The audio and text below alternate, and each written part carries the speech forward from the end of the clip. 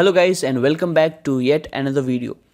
और इस वीडियो में हम लोग डिस्कस करेंगे एक प्रोग्रामिंग प्रॉब्लम जिसमें हमें क्या करना है, हमें फैक्टर्स को काउंट करना है।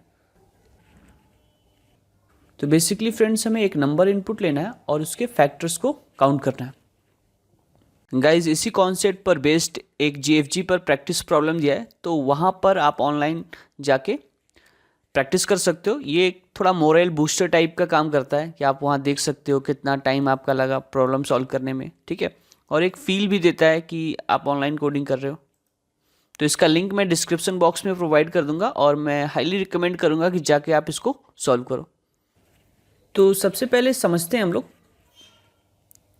एक नंबर लेते हैं, लेट्स से 12। तो इसके कौन कौन से फैक्टर हो सकते हैं? तो फैक्टर्स फ्रेंड्स वो नंबर होते हैं जो कंप्लीटली डिवाइड कर दें, जैसे कि 1, 2, 3 एंड 4, 6, 12। तो ये सारे नंबर्स हैं जो 12 को कंप्लीटली डिवाइड कर देंगे। जैसे हम 3 की बात करें, अगर आप फ्रेंड्स 12 को 3 से डिवाइड करोगे तो क्या आएगा? 4 आएगा और रिमाइंडर बेसिकली क्या आएगा? 0। तो 3 को हम लोग क्या बोल सकते हैं? फैक्टर्स बोल सकते हैं, राइट। तो बेसिकली फ्रेंड्स हमें यही करना है कि काउंट करना है नंबर ऑफ फैक्टर्स को। तो जैसे यहाँ अगर काउंट करें तो ये क्या है? 1 है, 1 फैक्टर, 2, 3, 4, 5, 6। तो जो हमारा आउटपुट आना चाहिए फ्रेंड्स वो आना चाहिए 6, राइट। तो बेसिकली हमें नंबर ऑफ फैक्टर्स क्या करने हैं? काउंट करने हैं, राइट। तो इसके लिए हम लोग क्या कर सकते हैं? हम बेसिकली एक लूप चला सकते हैं, राइट, जो 1 से लेके n तक हो। जैसे i equal to 1 to n। और क्या करिए, नंबर को डिवाइड करके चेक करें। If n modulus i double equal to 0। तो इस कंडीशन को हम लोग थोड़ा समझते हैं। ये कंडीशन बहुत ही इंपॉर्टेंट है। देखिए ये कंडीशन क्या कह रहा है कि आपको नंबर को डिवाइड करना है। जैसे यहाँ पे क्या है? 12 है। नंबर को डिवाइड करना है किससे? i से। तो i क्या हो गया? i 1 से लेके 12 तक होगा, राइट। तो इसमें से हर नंबर एक बार i होगा और डिवाइड करने के बाद ये क्या रिटर्न करेगा? रिमाइंडर। अगर रिमाइंडर क्या है? 0 है तो ये i क्या होगा? फैक्टर होगा फ्रेंड्स, राइट। तो यही चीज़ हम लोग यहाँ पर यूज़ कर सकते हैं कि अगर ऐसा हो तो एक वेरिएबल ले सकते हैं काउंट, और वो क्या करे? काउंट प्लस प्लस कर ले, राइट। कि जब भी कोई फैक्टर मिले तो काउंट प्लस प्लस कर ले। और ऊपर यहाँ पर क्या कर सकते हैं? एक काउंट नाम का वेरिएबल डिक्लेयर कर सकते हैं और जिसकी वैल्यू क्या होगा? इनिशियली 0 होगा फ्रेंड्स। तो ये बहुत ही बेसिक अप्रोच हो गया। और इसकी टाइम कॉम्प्लेक्सिटी क्या होगी? इसकी जो टाइम कॉम्प्लेक्सिटी होगी वो ऑर्डर ऑफ n होगी, राइट। क्योंकि आप देख सकते हो n जितना बड़ा होगा उतनी टाइम्स ये लूप चलेगा, तो इसलिए ऑर्डर ऑफ n होगा। अब इससे बेहतर अप्रोच भी हम लोग कर सकते हैं, उसको समझते हैं। तो इससे बेहतर अप्रोच डिस्कस करते हैं। देखिए जैसे हमारा फैक्टर था, 12 के जो फैक्टर्स थे वो क्या थे? एक बार लिख लेते हैं। 1, 2, 3, 4, 6 एंड 12, ये सारे फैक्टर्स थे। अब देखो फ्रेंड्स, अगर मान लो 1 एज ए फैक्टर मिला हमें, तो इसके करस्पॉन्डिंग एक और फैक्टर हमें मिल सकता है। कैसे? n डिवाइडेड बाई, अगर i कर दें तो n यहाँ पर क्या है? 12। तो 12 डिवाइडेड बाई i मीन्स 1। तो 12 डिवाइडेड बाई 1 क्या आएगा? 12। तो इसके थ्रू ये पता चलता है कि 12 भी एक फैक्टर है, जो कि हमें चेक करने की ज़रूरत नहीं है। डायरेक्टली अगर हम n divided by i use करें तो इससे भी हमारा काम हो जाएगा, राइट। अगला फैक्टर क्या है? 2 है। अगर 2 को 12 डिवाइडेड बाई 2 करें तो 6 मिल रहा है फ्रेंड्स, राइट। तो आप देखो 6 भी एक फैक्टर है ये, राइट। अगला फैक्टर क्या है? 3 है फ्रेंड्स। तो 12 डिवाइडेड बाई 3 क्या दे रहा है? 4। तो 4 भी एक फैक्टर है, राइट। तो हमें सारे फैक्टर्स को ढूंढने की ज़रूरत नहीं पड़ी। बेसिकली हम क्या करेंगे, वन से लेके square root of n time चलेंगे, राइट, और उससे भी काम हो जाएगा हमारा। तो इससे क्या हो जाएगा, हमारी टाइम कॉम्प्लेक्सिटी काफ़ी रिड्यूस हो जाएगी। जो टाइम कॉम्प्लेक्सिटी होगा वो order of square root of n हो जाएगा, which is much lesser than n, right. इसको समझने के लिए एक और एग्जाम्पल लेते हैं हम लोग। लेट्स से नंबर जो है उसको लेते हैं 36, राइट। तो इसके फैक्टर्स क्या होंगे फ्रेंड्स, फैक्टर्स 1 से डिवाइड हो जाएगा, 2 से भी डिवाइड हो जाएगा, राइट, 3 से डिवाइड हो जाएगा, यस 3 से भी डिवाइड हो जाएगा, 4 से, यस 4 से भी डिवाइड हो जाएगा, एंड 5 से नहीं 6 से डिवाइड हो जाएगा, 12 से भी डिवाइड हो जाएगा, 18 से डिवाइड हो जाएगा, एंड 36 से डिवाइड हो जाएगा। तो हमें कहाँ से चलना था, 1 to square root of n। Square root of n basically क्या है, 6 होगा, राइट। तो 1 से लेके 6 तक चलना है। तो 1 तो फैक्टर है और n divided by i basically. तो यहाँ पर n क्या है, 36 है। 36 को अगर 1 से डिवाइड करें तो क्या मिलेगा, 36 ही मिलेगा। तो देखिए आखिरी फैक्टर 36 था फ्रेंड्स हमारा, तो 36 मिल गया। अगला 2 फैक्टर है, यस। अब 36 बाई 2 करते हैं तो क्या मिलेगा, हमें मिलेगा 18। 18 भी हमारा फैक्टर है, ठीक है। अगला 3, तो 36 को हम लोग 3 से डिवाइड करेंगे तो क्या मिलेगा, 12, राइट। तो देखिए 12 भी एक फैक्टर है। एंड 4,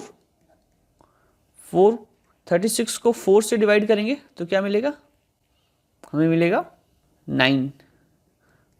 यहाँ पर देखिए एक हम लोग 9 फैक्टर मिस कर गए, तो 9 भी क्या होगा, एक फैक्टर होगा, राइट।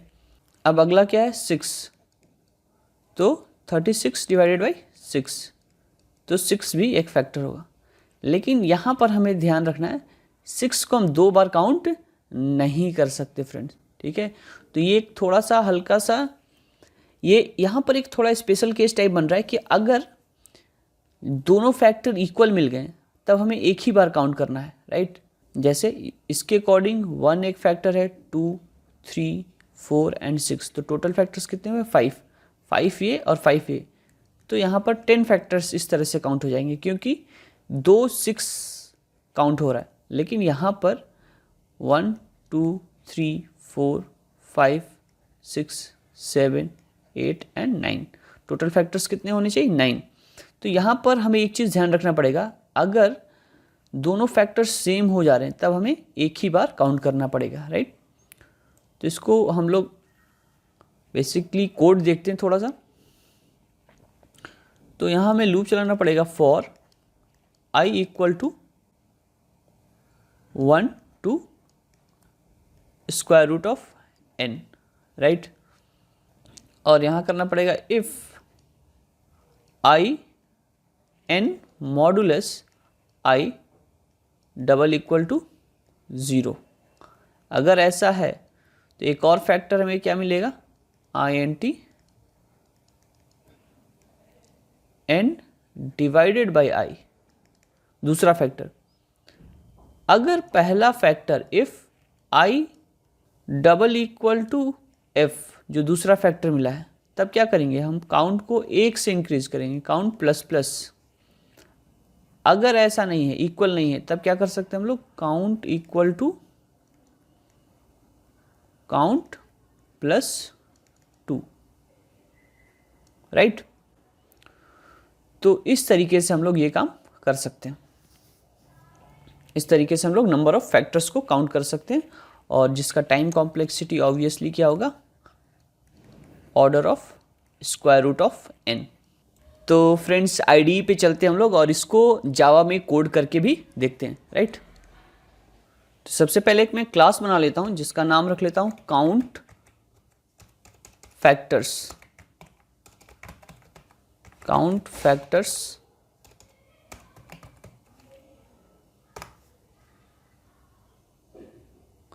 और सबसे पहले मेन क्लास बनाता हूँ,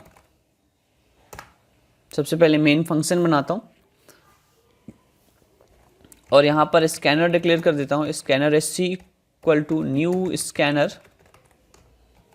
सिस्टम डॉट इन, और स्कैनर क्लास यूज़ कर रहा हूँ तो हमें Java dot util dot scanner भी इंपोर्ट करा लेना चाहिए।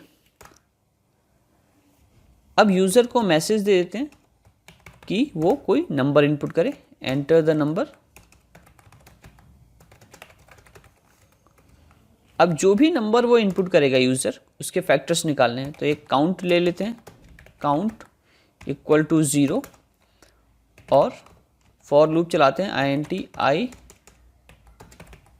Equal to 1, i less than equal to math dot sqrt of, number को रीड करके स्टोर करना था तो int n इक्वल टू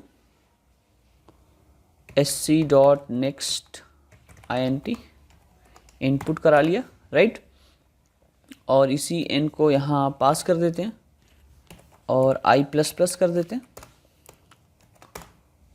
और इसके बाद हम क्या करते हैं, if n modulus i double equal to 0, अगर नंबर को डिवाइड करते हैं हम लोग और डिवाइड करने के बाद जो रिमाइंडर है अगर वो 0 आता है, इट मीन्स कि वो फैक्टर है। तो यहाँ पर एक और फैक्टर निकाल सकते हैं, n डिवाइडेड बाई i। अगर ये दोनों इक्वल है, i double equal to f, then क्या करना पड़ेगा, count equal to count plus 1 करना पड़ेगा। एल्स क्या कर सकते हैं हम लोग, count equal to count plus 2 कर सकते हैं, क्योंकि हमें 2 फैक्टर्स मिलेंगे। और यहाँ आके बाहर आके प्रिंट कर देते हैं, number of factors equal to count, और इसको रन करते हैं।